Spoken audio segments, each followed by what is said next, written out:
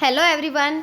जैसा कि आप सभी जानते हैं कि हमारी करंट अफेयर की द इंडियन एक्सप्रेस की जो सीरीज चल रही है, यानी कि हम जो डेली बेस पे करंट अफेयर करते हैं द इंडियन एक्सप्रेस का, तो आज है 18 सितंबर और आज की हमारी जो इम्पोर्टेंट न्यूज़ रहेंगी वो होंगी ईवीएम में रंगीन तस्वीरें, चुनाव आयोग के अंदर जो है सुधार, यानी कि जो चुनाव आयोग है उसके द्वारा ईवीएम जो मशीन होती है उसके अंदर सुधार करने के लिए जो है वो कहा गया है। और जो दूसरी न्यूज़ है वह जो रानी चींटी होती है उसकी दो प्रजातियों का जो जन्म है, यानी कि जो रानी चींटी है वह दो प्रजातियों के जो बच्चे हैं शावकों को जन्म देती हैं। और तीसरी न्यूज़ जो है Stephen Miran Trump tariff Fed प्रभाव, यानी कि जो ट्रंप का कार्यकाल रहा है, चाहे वह पहला हो या फिर दूसरा, उसके अंदर ट्रंप के द्वारा लगाए गए जो टैरिफ हैं उनका जो प्रभाव है और जो फेड है उसके प्रभाव के बारे में जो है वो इस न्यूज़ के अंदर हम बात करेंगे। तो आज की हमारी जो पहली न्यूज़ है EVM to have colour photos of candidate soon says EC, यानी कि जो ईवीएम मशीन होती है उसके अंदर कलर फ़ोटो जो हैं वो लगाए जाएंगे कैंडिडेट के, ताकि ये जो मनुष्य हैं जो नागरिक हैं जो वोट डालने के लिए जाते हैं तो उनको वोट डालने में जो है वो सुविधा हो। तो जो ये न्यूज़ है वो चर्चा में क्यों है? भारत का जो निर्वाचन आयोग है उसने 17 सितंबर 2025 को जो ईवीएम है, यानी कि जो इलेक्ट्रॉनिक वोटिंग मशीन है, उसके बैलेट पेपरों का जो डिज़ाइन है उसको और जो उसकी छपाई है उसके लिए दिशा निर्देश हैं उसके अंदर इम्पोर्टेंट संशोधन जो हैं वो किए हैं। जो चुनाव आयोग है उसके 4 बड़े बदलाव जो हैं हमें देखने को मिलते हैं। एक तो कि जो ईवीएम बैलेट है उसके पेपर पर जो कैंडिडेट हैं उनकी कलर फ़ोटो जो है वो आगे से मिलेगी और जो कैंडिडेट हैं उनका चेहरा फ़ोटो का जो 3/4 हिस्सा होता है उस पर जो है मौजूद होगा। और जो कैंडिडेट्स हैं नोटा के जो सीरियल नंबर हैं उनका फ़ॉन्ट जो इंटरनेशनल फॉर्मेट है उसके अंदर जो है वो किया जाएगा। जो फ़ॉन्ट का आकार होगा वह 30 होगा और जो बोल्ट है उसके अंदर जो है यह साइज़ मौजूद होगा। चुनाव आयोग के द्वारा 6 महीने के अंदर 28 नई पहलें जो हैं वो स्टार्ट की गई हैं। जैसे कि जो बैठकें हैं देश भर में अब तक 28,000 प्लस जो पार्टी के प्रतिनिधि हैं उनके द्वारा 4,719 बैठकें की जा चुकी हैं। और जो सर्वदलीय बैठकें हैं वह राष्ट्रीय या फिर जो राज्य पार्टियां होती हैं उनके जो नेता होते हैं शीर्ष के, उनके साथ अब तक जो हैं 20 बैठक की जा चुकी हैं। और जो उनके कानूनी सलाहकार हैं और जो CEOs हैं उनकी राष्ट्रीय जो बैठक हैं वह भी की गई हैं। और जो चुनाव प्रबंधक निकाय है यानी कि जो EAMB है उसके साथ भी जो है वो प्रमुख बैठकें की गई हैं। और जो इनकी ट्रेनिंग जो है वो किस प्रकार से और कहाँ पर जो है वो की जाती है, तो जो 7,000 से ज़्यादा जो BLO हैं या फिर जो पर्यवेक्षण हैं उनको ट्रेनिंग जो है वो दी गई है। बिहार, तमिलनाडु और जो पांडुचेरी है उनके बैलास को मतदाता जो सूची है उसको तैयार करना जो है वो सिखाया गया है। आयोग की जो मीडिया है उसको भी ऑर्डिनेटर्स को स्पेशल ट्रेनिंग जो है वो दी गई है कि मीडिया को किस प्रकार का जो व्यवहार है वो करना है। और बिहार की जो पुलिस है उसके अधिकारियों को भी जो है इस मामले में स्पेशल जो ट्रेनिंग है वो दी गई है। और जो ये बायोमेट्रिक ऑफिस है यानी कि IIDEM जो है जैसे का जो आंतरिक सिस्टम है उसको भी जो है वो सुधारा गया है। और सुधार जो हैं वो कौन कौन से किए गए हैं, जैसे कि जो ISNET है डिजिटल पोर्टल जारी करेगा जिसमें कि 40+ ऐप्स या फिर जो वेबसाइट हैं एक ही जगह पर जो हैं मौजूद होंगी। और जो मतदान केंद्र होंगे उन पर 100% की जो वो जो वेबकास्टिंग यानी कि जो इंटरनेट है उस पर वह लाइव प्रसारित होगी। और हर 2 घंटे में जो रियल टाइम वोटर हैं वह टर्न आउट जो एशियंट है उस पर जो है अपडेट भी देगा। और जो चुनाव का डाटा होगा उस पर आसान पहुंच के लिए जो है डिजिटल जो इंडेक्स कार्ड है या फिर जो रिपोर्ट है वह भी जारी करेगा, यानी कि जो मृत्यु पंजीकरण का डाटा है वह भी जोड़ा जाएगा। और जो ERO और जो BLO है समय पर उनकी भी जानकारी जो है वो प्राप्त की जाएगी। जो यूनिक इपिक लागू कर जो दोहराए गए नंबर हैं उनको भी हटाया जाएगा। और जो ये तेज़ इपिक की डिलीवरी है यह 15 दिन में जो इपिक जारी है वो कर दिया जाएगा। SMS से जो है वो सूचना भी दी जाएगी। और जो इसका प्रोसेस होगा एक्शन लेने का वो जो है कैसा रहने वाला है, 476 गैर मान्यता प्राप्त जो राजनीतिक दल हैं उनको पहचानना, 344 को जो है वो हटाना, 5% का जो EVM के लिए बर्न मेमोरी है और जो माइक्रो कंट्रोलर है उसकी भी जांच जो है वो की गई है। और जो फ्रॉम 17C और जो EVM का डाटा है वो नए मिलने पर VVPAT की जो गिनती है वो भी अनिवार्य होगी। बिहार के अंदर SIR में सभी योग्य जो मतदाता हैं उनको शामिल और अवैध नाम जो है वो हटाए जाएंगे। 4 राज्यों में जो उपचुनाव हैं उनसे पहले जो वोटर लिस्ट की अपडेट है उसको 28 हितधारकों की जो भूमिकाएं हैं जो यानी कि जो संविधान या फिर जो चुनाव कानून है उसके अनुसार ही तय की जाएंगी। और जो BLO है उसके लिए फ़ोटो पहचान पत्र जो हैं वो जारी किए गए हैं। जो बैलोस सुपरवाइजर्स, पोलिंग स्टाफ या फिर जो BRO है यानी कि जो ERO या फिर जो AERO है उनकी सैलरी भी जो है वो बढ़ी है। जो इससे रिलेटेड जितनी भी फैसिलिटी जो हैं दी जाएंगी, अगर उनके बारे में बात करें तो जो ये पोलिंग स्टेशन है उनके बाहर काउंटर पर जो मोबाइल हैं उनको जमा करने की सुविधा भी जो है वो की जाएगी। जो मतदान केंद्र होंगे वहाँ पर अधिकतम 1200 मतदान की सीमा जो है वो लागू की गई है। स्पष्ट जो मतदाता सूचना पर्ची है उसके अंदर सीरियल और जो पार्ट नंबर हैं वो बड़े और क्लियर होंगे। जो मतदान केंद्र हैं उनके अंदर 100 मीटर के बाहर जो उम्मीदवार हैं उनको टेबल लगाने की जो अनुमति है वह भी जो है वो दी गई है। लेकिन जो ये EVM मशीन जो होती है वो काम किस प्रकार से करती है, तो जो EVM मशीन है वह 2 यूनिटों में काम करती है। पहली तो कंट्रोल यूनिट, दूसरी जो है वो बेल्ट यूनिट। तो दोनों को 5 मीटर की जो केबल है उससे जोड़ा जाता है। और जो कंट्रोल यूनिट यानी कि जो पोलिंग ऑफिसर है उसके पास में जो है वो होती है कंट्रोल यूनिट। और जो बेल्ट यूनिट है वह कंपार्टमेंट में जो है वो रखी जाती है। तो जो पोलिंग अफसर है वह बेल्ट बटन दबाने के बाद वोटर अपना वोट डालता है। इसके लिए जो कैंडिडेट है उसके सिंबल के सामने जो है लगा नीला बटन जो है वो दबाना होता है।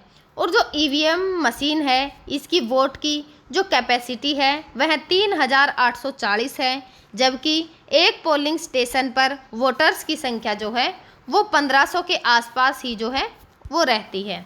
और अगर किसी भी इलाके का जो पावर कनेक्शन है वो नहीं है तो वहाँ पर जो है जो EVM जो है वो काम कर सकती है, क्योंकि ये 6 वोल्ट की सिंपल बैटरी से जो है वो चल सकती है। तो 1982 के अंदर पहली बार जो EVM मशीन है इसका ट्रायल जो है वो किया गया था। 1977 के अंदर जो ट्रांसपेरेंसी है उसके लिए इलेक्शन जो कमीशन है उनके द्वारा इलेक्ट्रॉनिक जो मैग्नीशियम है उसको बनाने के लिए कहा गया, तब जाकर जो EVM है वह बनी है।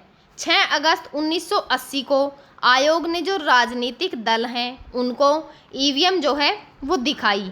सभी पक्षों पर गौर करने के बाद सभी दलों ने जो पॉजिटिव फीडबैक है वो भी जो है दिया था। और 1982 में केरल की जो असेंबली है यानी कि जो असेंबली इलेक्शन है उसके अंदर इसी के जो पेरावूर की विधानसभा है उसमें 84 में से जो 50 पोलिंग स्टेशन हैं उन पर EVM का जो ट्रायल रन है वो किया गया था। इलेक्शन से पहले जो सीपीएम है उसके सिवान की जो पिल्लई है, उन्होंने हाई कोर्ट में जो ईवीएम मशीन है इसके इस्तेमाल के जो की पिटीशन है उसे भी जो है दायर किया था। तो जो ईसी है उसने हाई कोर्ट के सामने ईवीएम का जो डिमोस्ट्रेशन है किया है, ताकि जिसके बाद कोर्ट ने जो ये मामला है उसमें दखल करने से जो है इनकार कर दिया था।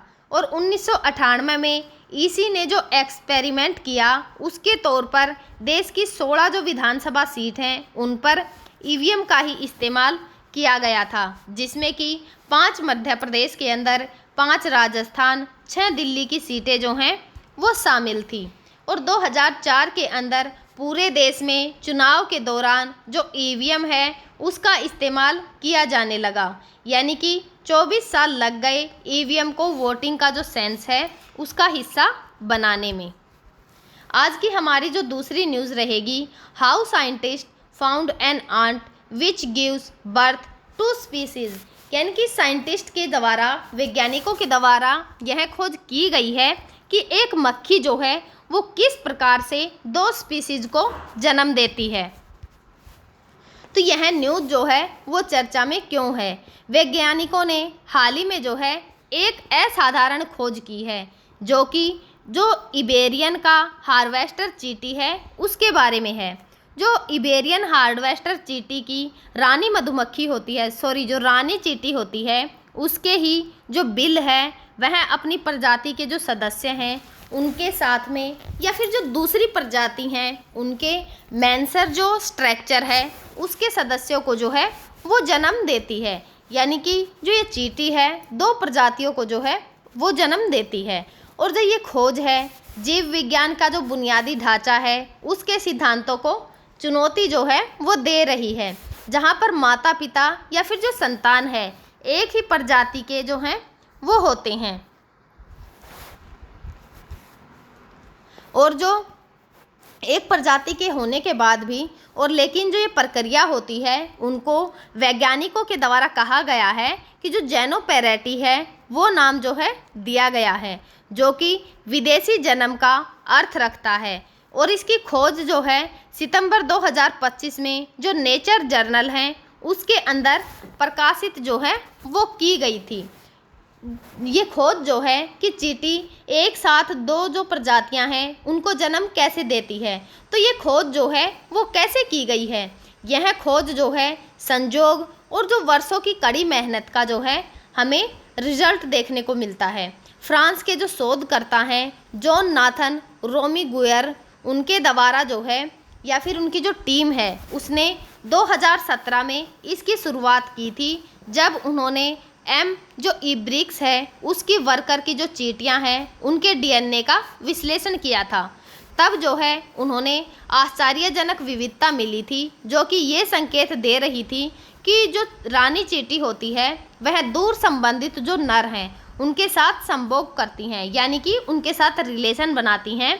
और आगे की जो जेनेटिक जांच है उससे पता चला है कि जो हाइब्रिड वर्कर की चींटियां हैं उनके पिता जो स्ट्रक्चर की प्रजाति है वो हैं। और जो ये नमूना का संग्रहण किया गया है वो जो है एक चुनौतीपूर्ण कार्य है। जो टीम है यूरोप की, खासकर जो स्पेन, फ्रांस या फिर जो सिसिली द्वीप है उसकी जो टीमें हैं उनके अंदर 120 से अधिक चींटी जो हैं वो बिलों का अध्ययन किया है। जो चींटी हैं बिल में 10,000 तक की जो चींटियां हैं वो हो सकती हैं, यानी कि एक बिल के अंदर 10,000 चींटियां शामिल हो सकती हैं। लेकिन नर चींटियां जो है साल के विशिष्ट समय पर ही जो है उसके अंदर उपलब्ध जो हैं वो पाई जाती हैं। जो रोमिगुयर है उनकी टीम ने 5 वर्षों तक जो है 50 से अधिक बिलों की जो है निगरानी की है, लेकिन 2 साल तक उन्हें कोई नर जन्म जो है नहीं हुआ। अतः जो भाग्य से उन्हें जो स्ट्रक्चर है उसके नर चींटियों के जन्म का अवलोकन मिला है, जो एक रानी के जो अंडे हैं उनसे निकला है। जो जेनेटिक या फिर जो प्रयोगशाला है उसके अंदर जो विश्लेषण किया गया है, अगर उसके बारे में जानें तो सैकड़ों जो चींटियां हैं उनके जीनोम को जो सीक्वेंस है वो किया गया है। और जो ये लैब है इसके प्रयोगों से पता चला है कि रानी अपने अंडों को नियंत्रित जो है वो करती है और अपनी जो प्रजाति हैं उनके नर स्पर्म से जो है वो करती हैं, यानी कि जो अपनी प्रजाति हैं रानी मधुमक्खियाँ या फिर जो नर हैं उनको पैदा करती हैं। और जो एम स्ट्रक्चर के नर हैं उनके स्पर्म से हाइब्रिड जो वर्कर हैं यानी कि जो कॉलोनी का 99% जो हिस्सा है वो बनाती हैं, फिर उनको जो है वह पैदा करती हैं। और जो क्रॉस स्पीसीज की क्लोनिंग है यानी कि जो रानी की जो चींटी है वह एम स्ट्रक्चर का जो नर है उसको क्लोन करती हैं, जिसमें वह अपने जो अंडे होते हैं उनसे अपना न्यूक्लियर डीएनए जो है वो हटा देती हैं और केवल जो विदेशी नर हैं उनका डीएनए ही जो है इस्तेमाल करती हैं। यह जो सेक्सुअल डेमोस्टिकेशन है वो कहलाता है। और अगर इसके महत्व या फिर भविष्य के बारे में जानें तो यह खोज जो है चींटियों की जो प्रजनन की प्रणाली है उसको एक नया रूप दे रही हैं और जो क्लोनिंग के सेलुलोर का जो तंत्र है उसको समझने में भी जो है हेल्प कर रही है। वैज्ञानिक अब यह जांच करने में लगे हुए हैं कि जो रानी चींटी है इसका अपना डीएनए जो है वो कब अलग करती है या फिर कैसे हटाती है। हालांकि जो विशेषज्ञ हैं उनका यह भी अनुमान है कि ऐसी जो अलैंगिक प्रजातियां हैं वो लंबे समय में जो है विलुप्त हो सकती हैं। आज की हमारी जो तीसरी न्यूज़ रहेगी Stephen Miran Trump tariff achievement now in US Fed. तो जो ये न्यूज़ है वो चर्चा में क्यों बनी हुई है। स्टीफन जो मिरान है उनके द्वारा जो अमेरिकी अर्थशास्त्री हैं जो कि डोनाल्ड ट्रंप की व्यापार की जो नीतियां हैं, खासकर जो टैरिफ की नीतियां हैं यानी कि जो रणनीतियां हैं उनको जो है डिज़ाइन करते हैं। हाल ही में उन्होंने अमेरिका का जो फेडरल रिजर्व है उसके बोर्ड ऑफ जो गवर्नर हैं उनमें गवर्नर के रूप में जो है वो शपथ ग्रहण की है, जो कि अमेरिका की जो मौद्रिक नीति है उसको दर्शाता है और नियंत्रित भी करता है। यह जो है एक इम्पोर्टेंट संस्था है। इसकी नियुक्ति जो डोनाल्ड ट्रंप की फेड है उस पर बढ़ते प्रभाव का जो है दर्शक के रूप में देख सकते हैं, जहां पर मिरान की जो भूमिका है वह ब्याज दरों और जो मुद्रास्फीति जैसे मुद्दे हैं उन पर असर डाल सकती हैं।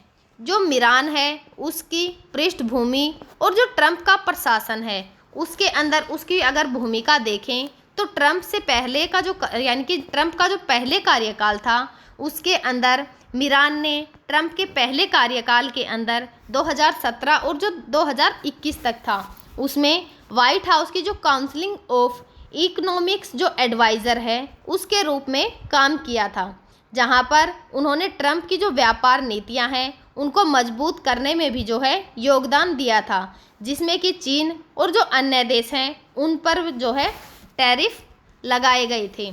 और दूसरे कार्यकाल के अंदर जो है मार्च 2025 में ट्रंप के दूसरे कार्यकाल की शुरुआत में मिरान को सीए का चेयरमैन जो है वो नियुक्त किया गया और उन्होंने मैक अमेरिका ग्रेट अगेन जो एजेंडा है उसको बढ़ावा देने के लिए एक व्यापक टैरिफ की जो नीति है उसको डिज़ाइन किया, जैसे कि जो रेसिप्रोकल टैरिफ है, जो अमेरिका का व्यापार घाटा है उसको कम करने और जो घरेलू विनिर्माण है उसको बढ़ावा देने का लक्ष्य जो है वो रखती है।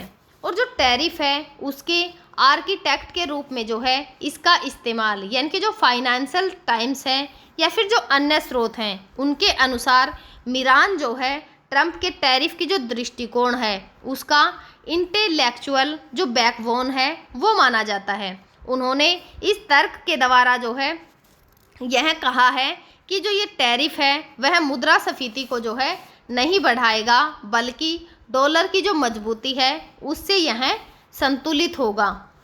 और जो 2024 के अंदर उनके 41 पृष्ठ का जो पेपर है user guide to structuring the global trading system, उसके द्वारा अमेरिकी जो व्यापार घाटा है वह 1.2 ट्रिलियन डॉलर के करीब जो है या फिर उससे भी अधिक का मूल्यांकन से जोड़ा है।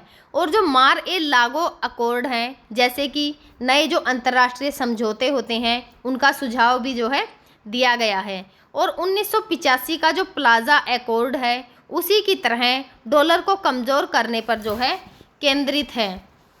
और जो फेड की जो है नियुक्ति के बारे में जाने तो इसकी जो प्रक्रिया है वह विवाद नामांकन है।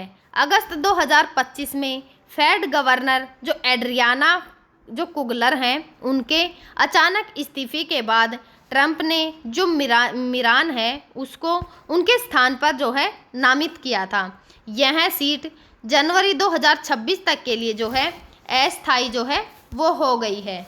और इसकी जो सुनवाई और पुष्टि जो है वो किस प्रकार से जो है वो होती है।